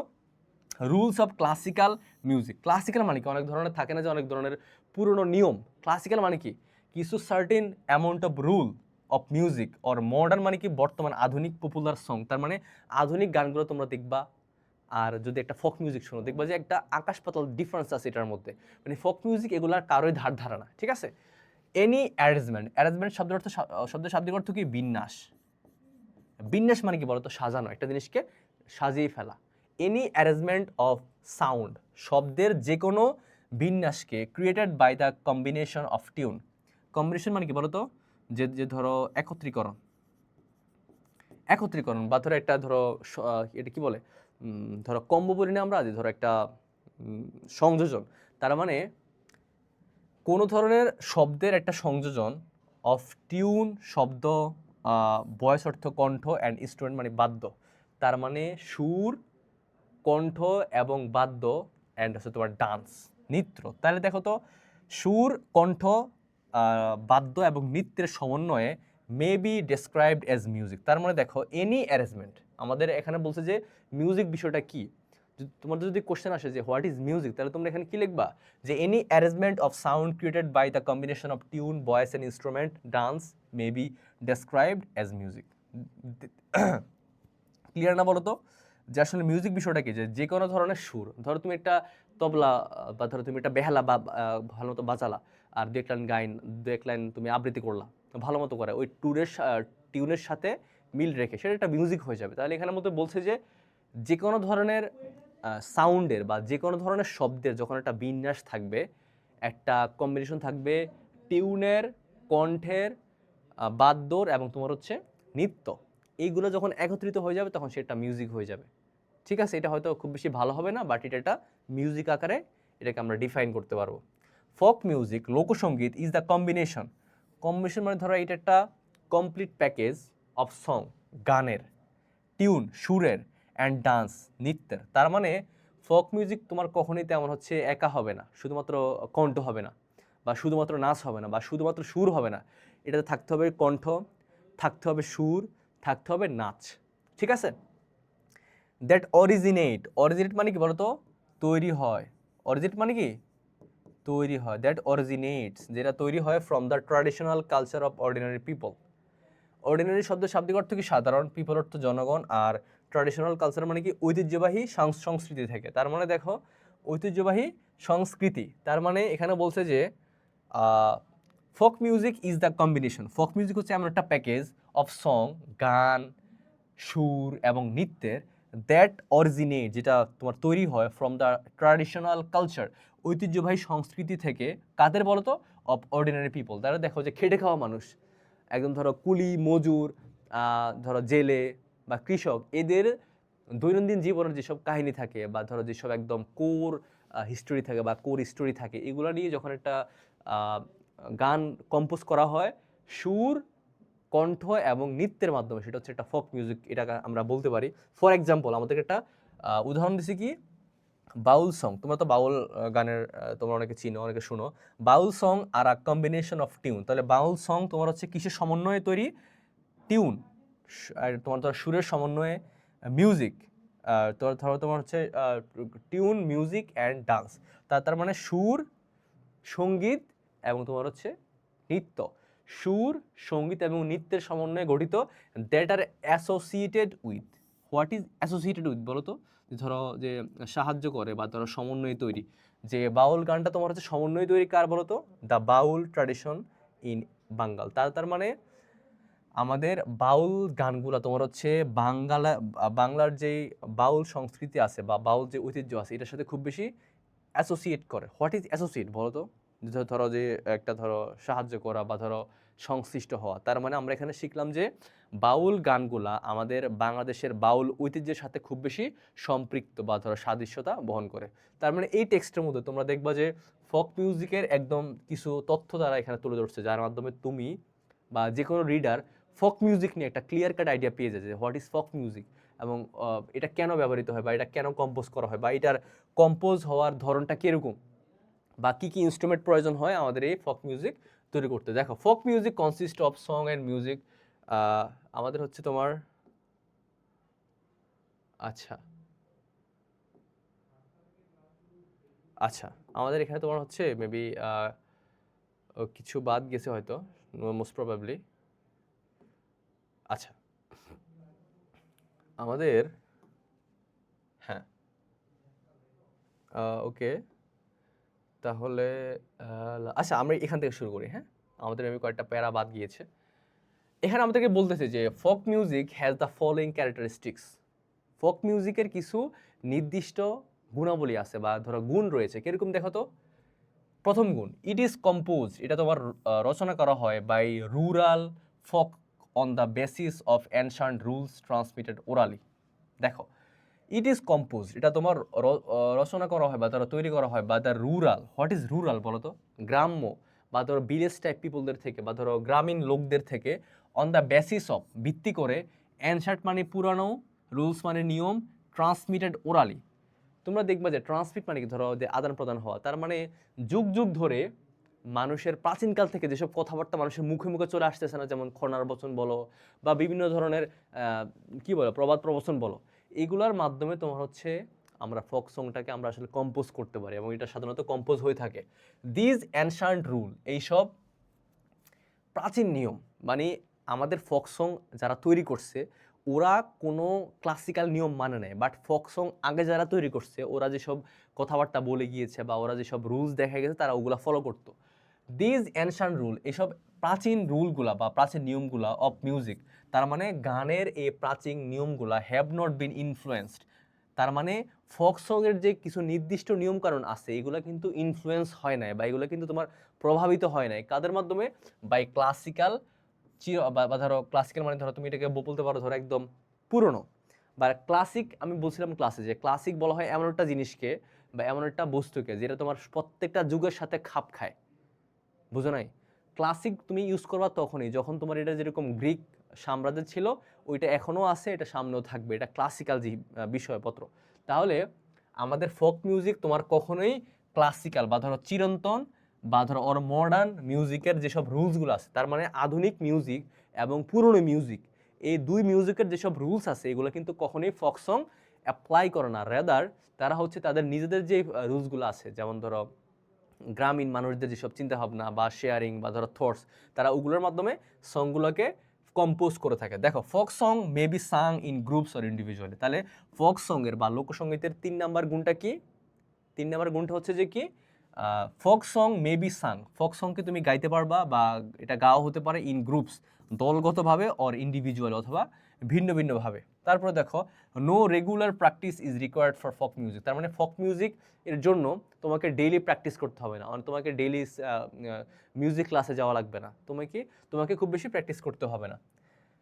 ইট is composed and performed by illiterate or semi illiterate people. দেখো, এটা খুব ইম্পর্টেন্ট একটা কথা বলছে, কিরকম দেখো তো, যে লোকসঙ্গীতকে তোমার হচ্ছে কম্পোজ করার জন্য বা লোকসঙ্গীত গাওয়ার জন্য একদম যে খুব বেশি ডিগ্রিধারী হওয়া লাগবে তা না। তার মানে লোকসঙ্গীত গাইতে পারে ইলিটারেট মানে ধরো অশিক্ষিত, অর সেমি লিটারেট পিপল, তার মানে লোকসঙ্গীত তোমার কম্পোজ করতে পারবে একদম অশিক্ষিত যারা, যারা বা ধরো যে আমরা একটা ওয়ার্ড পড়ছিলাম তোমার হচ্ছে ইয়ার মধ্যে কি বলে এটাকে, যে প্যারোটসিলের মধ্যে, ঠিক আছে, যে ধরো যে ইলিটারেট বা ধরো যে যার কোনো ভাষা জ্ঞান নেই। আর সেমি লিটারেট মানে কি, ধরো অর্ধশিক্ষিত, সেমি অর্থ অর্ধেক, লিটারেট মানে শিক্ষিত। তার মানে এখানে বলছে যে আমাদের ফোক সংগুলা কম্পোজ করার জন্য শিক্ষিত লোক না, বরং এটা চাইলে একজন অশিক্ষিত এবং একজন অর্ধশিক্ষিত, একজন অশিক্ষিত বা একজন অর্ধশিক্ষিত লোক চাইলেও একটা ফোক সংকে কম্পোজ করতে পারে। তারপরে দেখো, it is a spontaneous expression of feelings. দেখো, হোয়াট ইজ স্পন্টেনিয়াস বলো তো? স্পন্টেনিয়াস শব্দের শাব্দিক অর্থ তোমার হচ্ছে স্বতঃস্ফূর্ত। আমরা পড়ছিলাম আমাদের সিভিক এঙ্গেজমেন্টের মধ্যে যে স্পন্টেনিয়াস বলা হয় ওইসব কাজকে বা ওইসব কথাকে যেগুলা বলতে বা করতে আমাদের কোনো রকম ফোর্সের অ্যাপ্লাই করতে হয় না, যেগুলো আমাদের ভিতর থেকে অটোমেটিক চলে আসে, যেসব কাজগুলো আমরা অটোমেটিক করি, যেসব কথাগুলো আমরা অটোমেটিক বলি, কোনো প্রকারের ভনিতা, কোনো প্রকারের প্রেশার ছাড়াই, ঠিক আছে? তাহলে ফোক মিউজিক হচ্ছে একটা স্পন্টেনিয়াস এক্সপ্রেশন। এক্সপ্রেশন শব্দের শাব্দিক অর্থ কি? অভিব্যক্তি, ঠিক আছে, অফ ফিলিংস অ্যান্ড থটস। তার মানে ফোক মিউজিক হচ্ছে চিন্তা, থটস মানে চিন্তা, ফিলিং মানে ধরো যে অনুভব, তার মানে অনুভব এবং তোমার হচ্ছে যে চিন্তা, এটার একটা spontaneous expression in easy language. দেখো, খুব লক্ষ্য করো, ইজি ল্যাঙ্গুয়েজ মানে কি?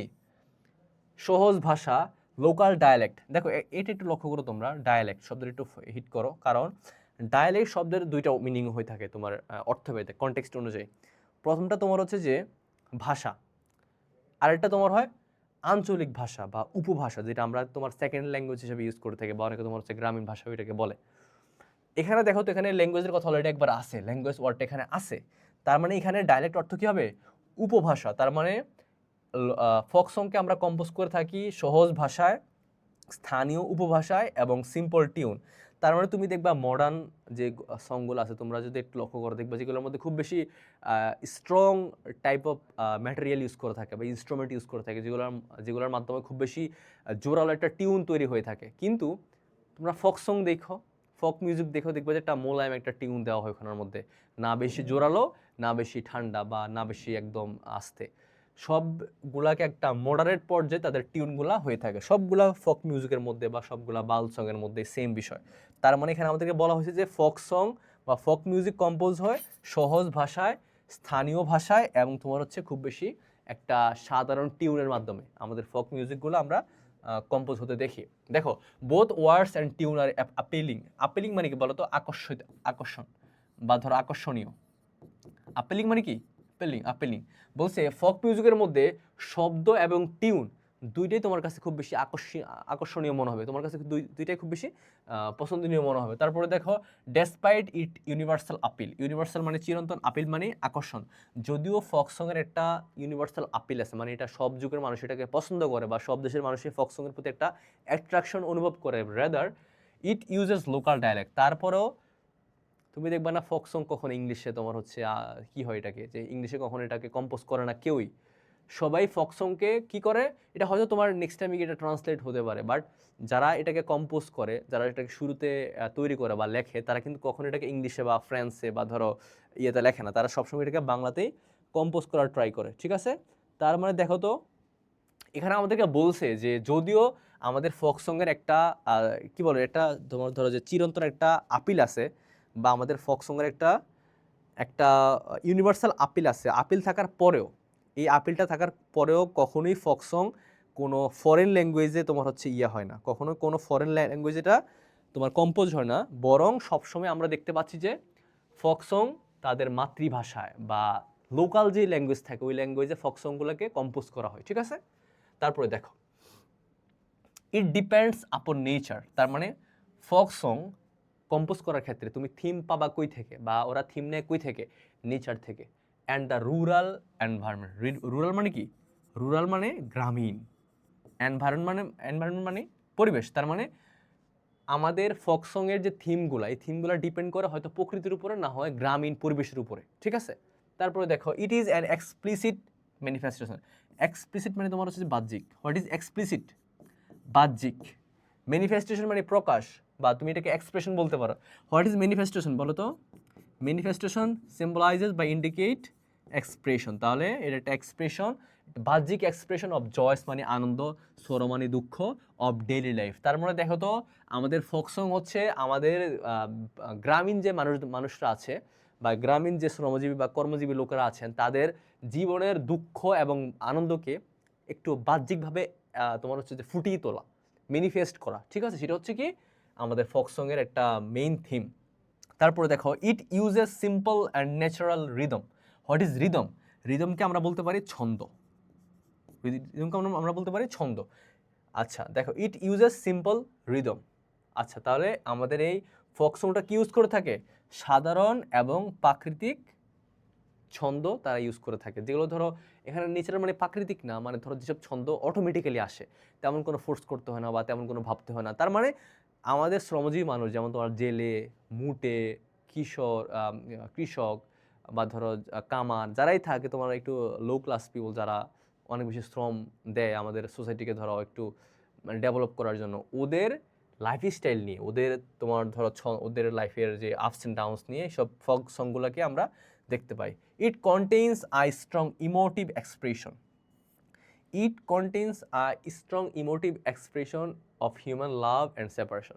তার মানে আমাদের এই গানগুলা হিউম্যান লাভ, মানুষের ভালোবাসা এবং বিচ্ছেদের একটা খুবই শক্ত প্রতিফলিত পিকচারকে তা ধারণ করে। তার মানে তুমি দেখবা যে ফোক সংয়ের মধ্যে তুমি একটা মানুষের ভালোবাসা, তাদের প্রকৃতির প্রতি বলো, মানুষের প্রতি বলো, তাদের রিলেটিভের প্রতি বলো, তাদের ফ্যামিলির প্রতি বলো, একটা ভালোবাসা, এটাকে তারা ফুটে তোলে, অথবা তাদের বিচ্ছেদ, একটা বিচ্ছেদের পরে যে পরিমাণ যন্ত্রণা, বা ধরো এটাকে তারা খুব বেশি ভালো মতো ফুটিয়ে তুলতে পারে গ্রামীণ মানুষদের পার্সপেক্টিভে। হ্যাঁ, দেখো, in Bangladesh folk music has great variety with song composed on culture, festival, views of life, natural beauty. আচ্ছা,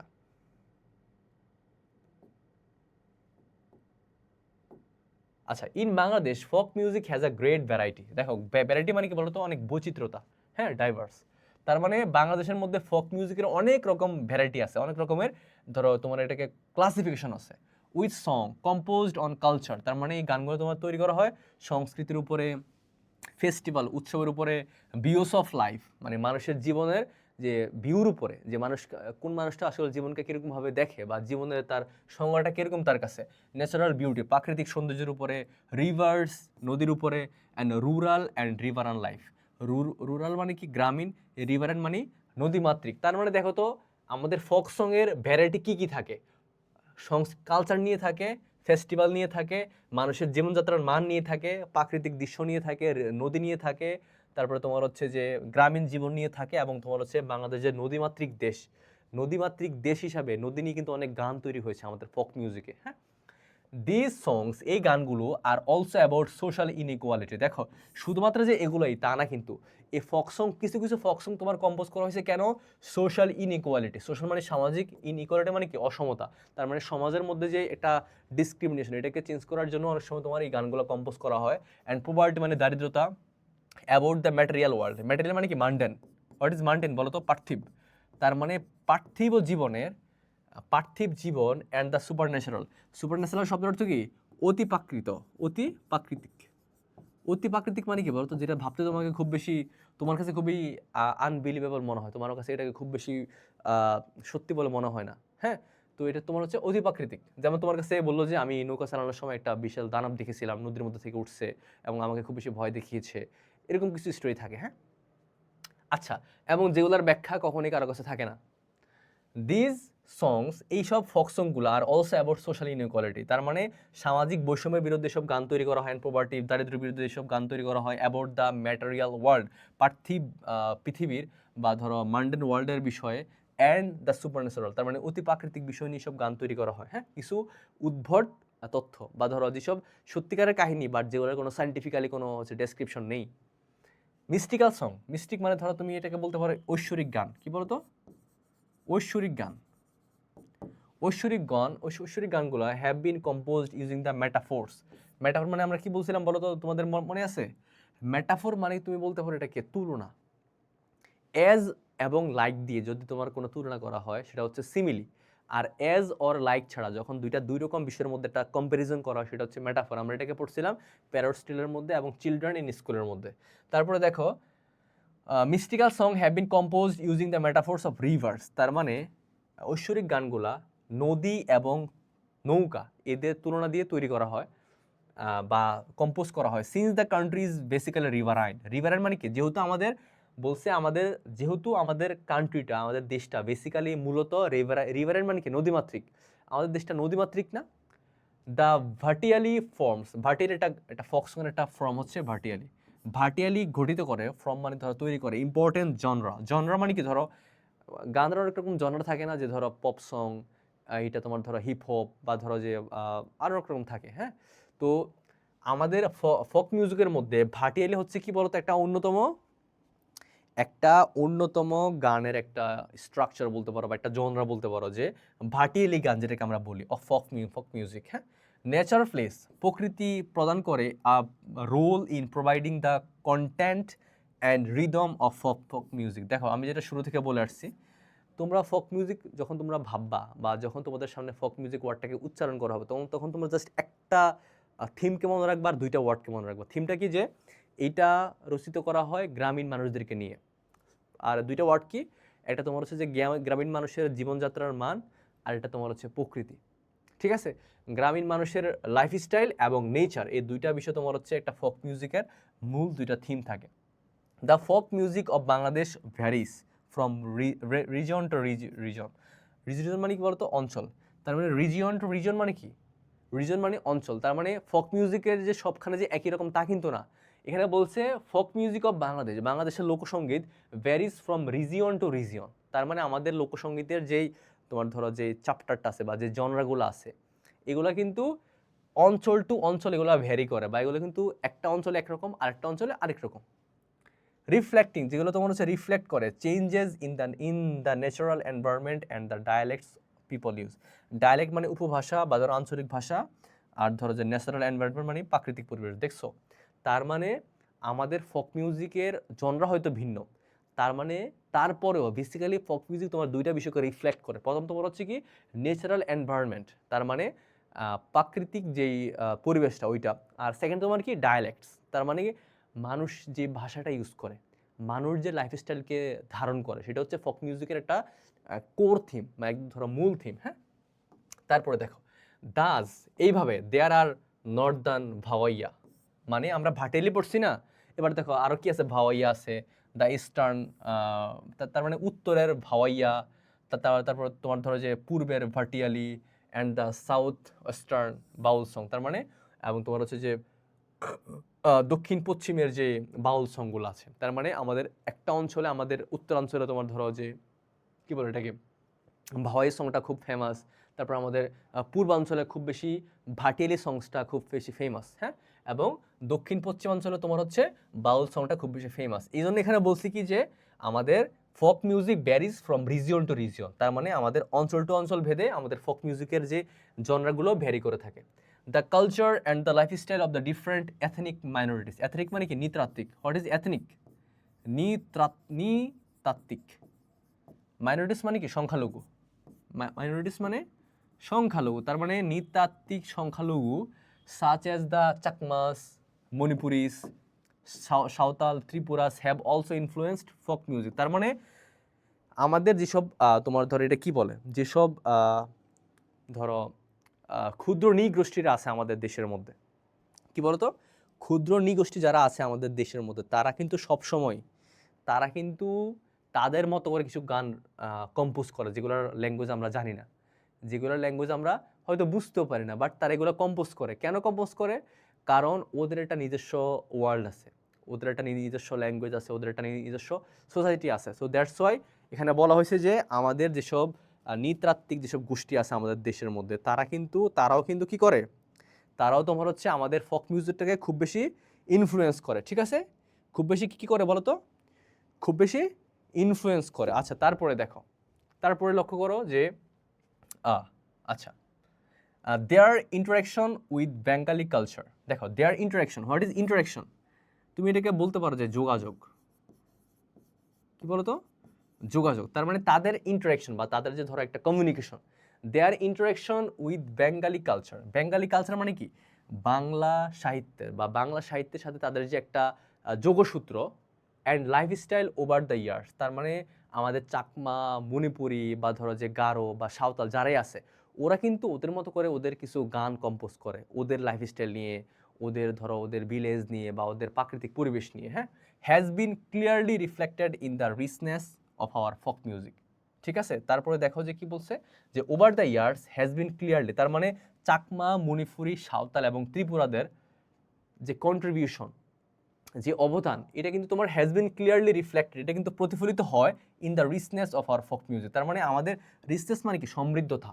তার মানে আমাদের ফোক মিউজিকের যেসব সমৃদ্ধতা আছে বা আমাদের ফোক মিউজিকের যেটা রিচনেস আছে, এইটা তোমার হচ্ছে চোখে পড়ে কাদের মাধ্যমে, আমাদের চাকমা, মণিপুরি, সাঁওতাল, ত্রিপুরা ওদের ফোক মিউজিকের মাধ্যমে। কারণ ওরা ওদের মতো, ওদের ল্যাঙ্গুয়েজ হয়তো আমরা বুঝতে পারি না, বাট ওরা ওদের মতো করে কি করে, ওরা ওদের মতো করে ওদের ফোক মিউজিকটাকে কম্পোজ করে, এবং ওইটা কিন্তু আমাদের বেঙ্গালি কালচারের মধ্যে ইনক্লুড হয়ে যায়। তারপরে দেখো folk songs May be Tsang individual, এটা আমরা পড়ছিলাম। ফোক সংকে হয়তো আমরা ইন্ডিভিজুয়ালি বা ভিন্ন ভিন্নভাবে আমরা এটাকে গাইতে পারি, অর ইন কোরাস। কোরাস বা অনেকে এটাকে চোরাসও বলে। কোরাস তোমার হচ্ছে এটা রাইট উচ্চারণটা।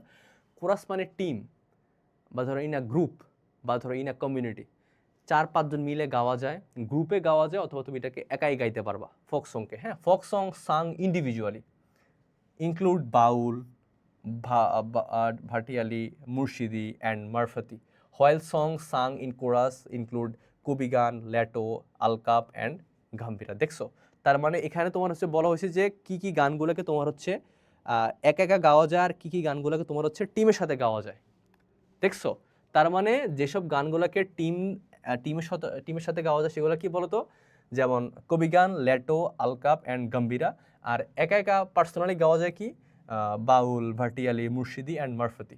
ঠিক আছে, তারপরে দেখো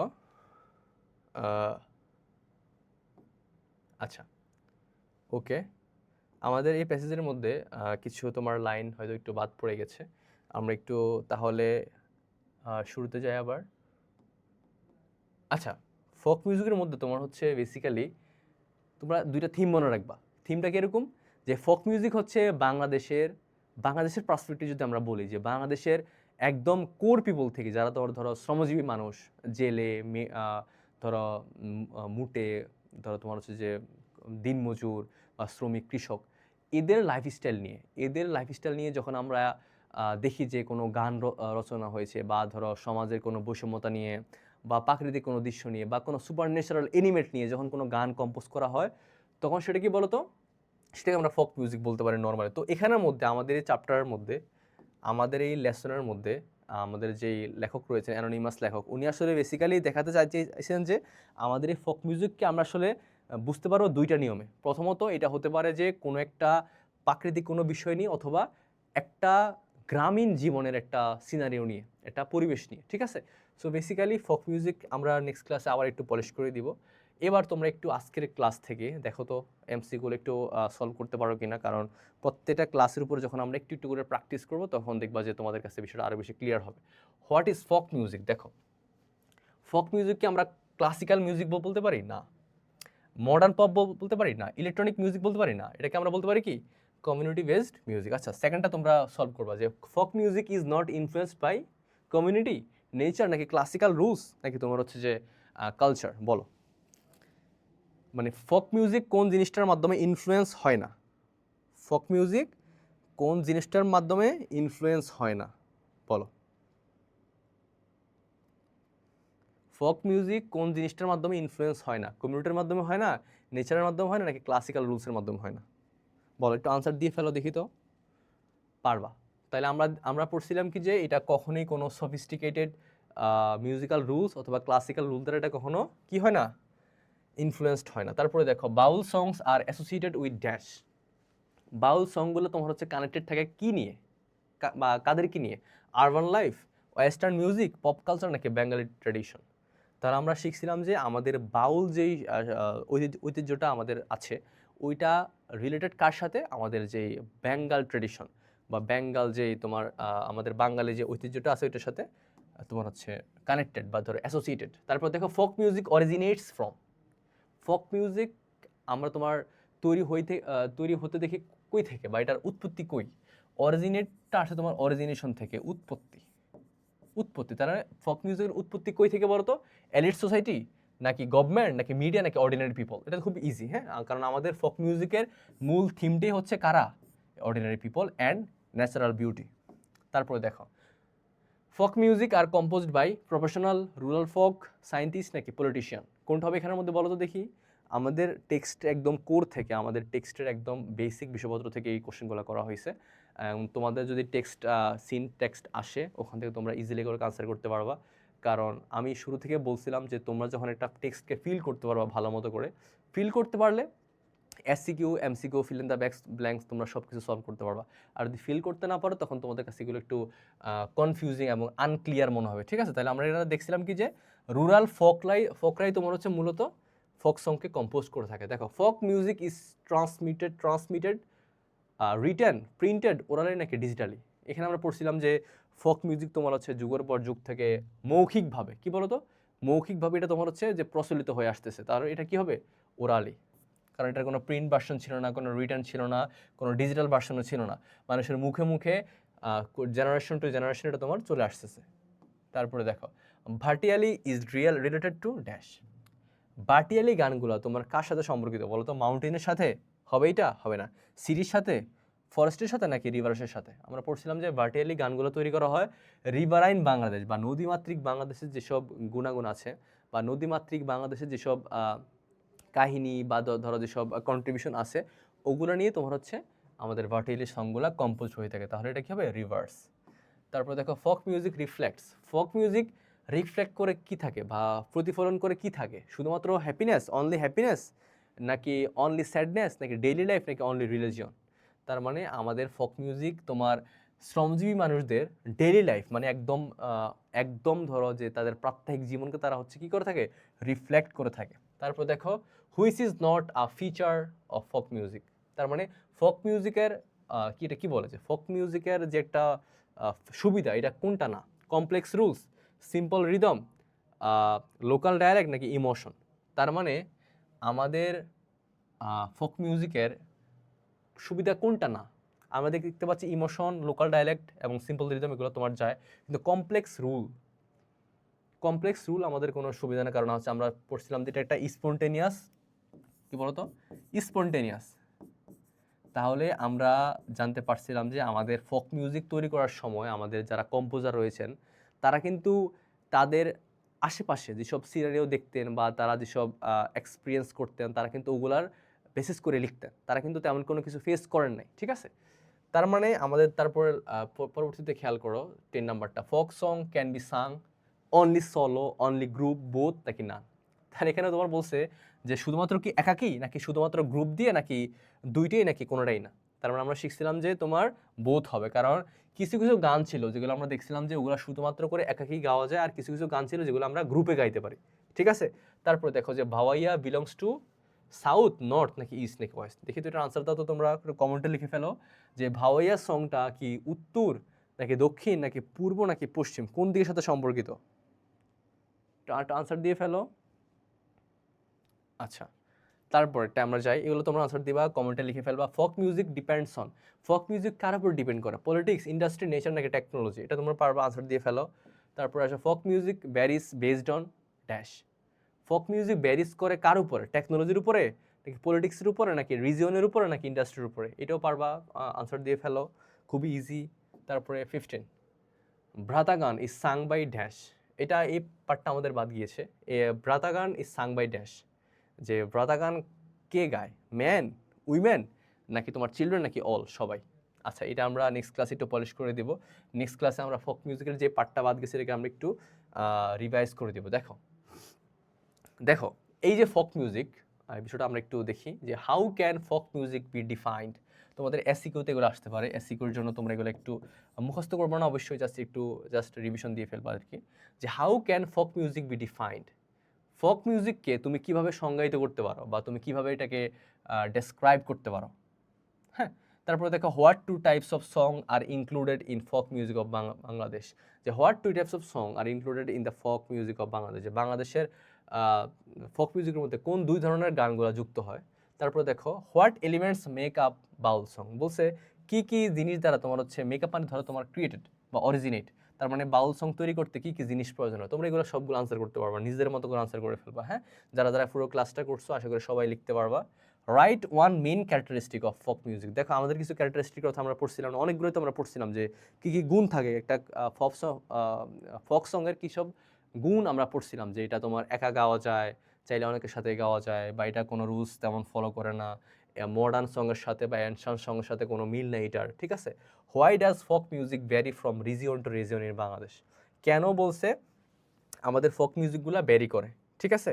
এখন তোমরা এখানে লিখতে পারো যে ধরো আমাদের রিজিয়ন টু রিজিয়ন আমাদের তোমার ধরো ফ্যাসিলিটিস, আমাদের ধরো ন্যাচারাল এনভায়রনমেন্টগুলো ভ্যারি করে, কারণ সবগুলার কোথাও ধরো পাহাড় আছে, কোথাও ধরো তোমার কোনো বেশি নদী আছে, তার মানে যারা নদীমাতৃক এলাকায় বাস করতো তারা ওই অঞ্চলের উপরে বেসড অন করে লিখতো, আর যারা পাহাড়ে থাকতো বা যারা ধরো খুব বেশি শ্রমজীবী মানুষদের কাছাকাছি বাস করতো তারা ওরকমভাবে বেসিস করে লিখতো। হ্যাঁ, বা যারা ধরো খুব বেশি কৃষিকাজ করতো তারা ধরো ওইসব বিষয় বেস করে লিখতো। তার মানে ফোক সং বিষয়টা হচ্ছে যে তুমি যেই কোনো বিষয় দেখতে পারবা যে আমাদের প্রত্যেকটা বিষয় ফোক সঙের, এটা হয়তো তোমার কোনো একটা ব্যক্তি, কোনো একটা রুরাল বিষয় বা কোনো একটা রুরাল বিষয় বা কোনো একটা প্রাকৃতিক বিষয়, এই দুইটার যে কোনো একটা থাকবেই মাস্ট, ঠিক আছে। এখন দেখো আমরা একটু আমাদের হোয়াট ইজ বিউটিতে ফিরে যাই। হোয়াট ইজ বিউটি, আমরা একটু ফিরে যাই, কারণ এটাতে আমাদের খুব বেশি রিভিশন করার দরকার আছে। বিষয়টা হচ্ছে যে আমাদের বিউটির মধ্যে আমরা পড়ছিলাম যে কি, beauty is easy to appreciate বা ডিফিকাল্ট টু ডিফাইন। বিউটিকে তোমার হচ্ছে সংজ্ঞায়িত করা খুব কঠিন, কিন্তু বিউটিকে আমরা চাইলে এটাকে খুব ভালো মতো করে অ্যাপ্রিসিয়েট করতে পারি। তার মানে দেখো তো, অ্যাপ্রিসিয়েট করাটা সবাই পারে, কিন্তু বিউটির যে ডেফিনিশনটা এটা তোমার সবাই দিতে পারে না, কারণ এটা খুব একটা কঠিন কাজ। তার মানে আমরা দেখছিলাম যে আমাদের লর্ড বায়রন যিনি আছেন আমাদের কবি, ইংল্যান্ডের কবি লর্ড বায়রন, তিনি লিখছিলেন যে তার কাছে সৌন্দর্য হচ্ছে তার যে আইডিয়াল উইমেন, ওই আইডিয়াল উইমেনের তার যে অ্যাপিয়ারেন্স, তার যে বিউটি, ওইটাকে তিনি এত সুন্দরভাবে এক্সপ্লেইন করছেন যে তার কাছে মনে হয় যে ওইটা হচ্ছে সৌন্দর্যের একটা পারফেক্ট এক্সাম্পল। আর আমাদের আমেরিকান পোয়েট এমিলি ডিকিনসন যে একটা ডেসক্রিপশন দিয়েছেন যে তিনি দেখিয়েছেন যে সৌন্দর্য এবং সত্য দুইটা একটা আরেকটার পরিপূরক, এবং তুমি চাইলেও কখনো সৌন্দর্যকে তার সত্যি থেকে এবং বা সত্যিকে তুমি সৌন্দর্য থেকে আলাদা করতে পারবে না, একটা আরেকটার কাছে খুব বেশি পরিপূরক। ঠিক আছে, সো বেসিক্যালি হোয়াট ইজ বিউটির মধ্যে আমরা দেখলাম যে আসলে আমাদেরকে কোশ্চেন করা হয়েছে যে বিউটিটা আসলে কি, বা বিউটি কীরকমভাবে কাজ করে থাকে। দেখো তো একটা ভিজুয়ালাইজ করা ট্রাই করি আমরা। বিউটি, হ্যাঁ, এখন আমরা দেখছিলাম যে বিউটিটা আমরা কোথায় খুঁজে পাই বলতো? লার্টার অফ চিলড্রেন, যে শিশুর হাসিতে আমরা আমাদের সৌন্দর্য খুঁজে পাই, বা ধর একজন আগন্তুক তোমাকে হেল্প করছে যাকে তুমি চিনো না, ওইটা হচ্ছে এক ধরনের কাইন্ড অফ সৌন্দর্যের একটা, ধরো এটা কি বলি আমরা, একটা কি বলে এক্সাম্পল, বা ধরো একটা সৌন্দর্য আমরা এখানে খুঁজে পাই। তো লর্ড বায়রনের মধ্যে আমরা দেখলাম যে she walks in a beauty like the night. আমরা দেখো তো আমাদের লর্ড বায়রনের প্রথম লাইনের মধ্যে আমরা একটা লিটারারি ডিভাইস খুঁজে পাই, এই যে একদম প্রথম লাইনের মধ্যে। এটাকে আমরা পড়ছিলাম কি বলতো? সিমিলি। কি বলতো? সিমিলি। কিরকম সিমিলি বলতো? এখানের মধ্যে দেখো তো, she walks in beauty like the night, এই যে লাইকটা এখানে ইউজ করা হয়েছে, আমরা পড়ছিলাম যে দুইটা, দেখো সে হাঁটে কার মতো? রাতের মতো। এখন দেখো ওই মহিলাটা বা মেয়েটা, রাত কি তোমার এক জিনিস নাকি দুই রকম, দুইটা জিনিস? তাহলে মহিলা এবং রাত হচ্ছে দুই রকম জিনিস।